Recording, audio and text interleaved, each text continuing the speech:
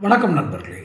நடிகர் விஜயினுடைய முன்னாள் மேனேஜர் பிடி செல்வகுமார் தற்போது வந்து திமுகவில் இருக்கிறார். அவர் இன்றைக்கு ஒரு செய்தியாளர் சந்திப்பை நடத்துகிறார். அந்த செய்தியாளர் சந்திப்பில் அவர் கூறும் ஒரு வார்த்தை, தயவு செய்து யாரும் தமிழக வெற்றிக் கழகத்தில் விருப்ப மனு கூட வாங்காதீர்கள், அதற்காக நீங்கள் செலவழிக்கும் பணம் கூட விரயம்தான். அவர் உங்களுக்கு ஒருபொழுதும் ஒரு விஷயமும் நன்மை செய்ய மாட்டார். அவர் தோல்வி அடைந்து விட்டார், ஒருவேளை தேர்தலில் தோல்வியை சந்தித்தால் அவர் வெளிநாடு கிளம்பி சென்று விடுவார். நீங்கள் அவரை நம்பி இந்த பணத்தை எல்லாம் செலவு செய்து விரயம் செய்யாதீர்கள் அப்படின்னு ஒரு அறிக்கை கொடுக்குறார். நான் அவருடைய கட்சிக்காரங்களுக்கு மட்டும் இல்லை, ரசிகர்களுக்கும் சேர்த்தே சொல்கிறேன், நீங்கள் உங்கள் பணத்தை விரயம் செய்யாதீர்கள். அந்த கட்சிக்காக விருப்ப மனு வாங்குவதற்கு பணம் செலவழிப்பது கூட விரயம் அப்படின்னு யார் சொல்கிறாங்க? அவர் பிடி செல்வகுமார் ஒன்றும் இவருக்கு எதிரான நிலைப்பாடு, சித்தாந்த நிலைப்பாடு உள்ளவர் இல்லை.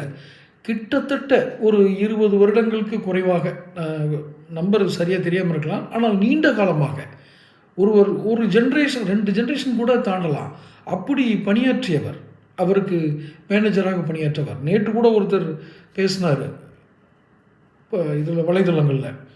அவருக்கு அதாவது உணவு பரிமாறும் ஒரு நபராக அவர் இருந்திருக்கிறார். அவர் பெயர் செல்வம் என்று நினைக்கிறேன். ஆனால் விஜய் நம்பி போனதில் அவர் நடு ரோட்டுக்கு போயிட்டு தான் அவர் தன்னுடைய பதிவை போடுறாரு. சரி, அதை விட்டுருவோம், அது ஒருத்தருடைய தனிப்பட்ட விஷயங்கள். ஆனால் பிடி செல்வகுமார் அவருடைய பட தயாரிப்பாளராகவும் இருந்திருக்கிறார். புலி என்ற படத்திற்கு அவர் தான் தயாரிப்பாளர் என்று பெயர். தயாரிப்பாளர்னால் அவர்கிட்ட அவ்வளோ காசு இல்லை. இவர் இருக்கலாம், ஒருவேளை அது எப்படி இருக்குன்னு நமக்கு தெரியாது, எவ்வளோ சம்பளம் வாங்கினான்னு தெரியாது. அந்த வருமானத்துறை அதுக்கு ஒரு அபராதம் போட்டு நீதிமன்றத்தில் போய் கட்டணும்னு சொல்லி அதெல்லாம் ஒரு மாதிரி ஓடிக்கிட்டு இருக்கு. அந்த பிடி செல்வகுமார் தான் சொல்கிறாரு, ஐயா தயவு செய்து யாரும் அவருக்கு உங்கள் பணத்தை செலவு பண்ணி பின்னாடி போய் உங்கள் எதிர்காலத்தையும் பணத்தையும் இழக்காதீர்கள். இதை நான் சொன்னேன்னா கீழே கமெண்ட்டில் நிறைய இது வரும், என்னோடய போஸ்ட் எப்படியெல்லாம் நெருக்கலான்னு பார்ப்பாங்க, என்னுடைய சப்ஸ்கிரைபர்ஸை குறைக்கலாமான்னு பார்ப்பாங்க. எல்லா முயற்சியும் நடக்குது, எனக்கும் தெரியும். நம்ம சேனலில் எப்படியெல்லாம் சோர்வடைய வைக்கலான்னு பார்ப்பாங்க.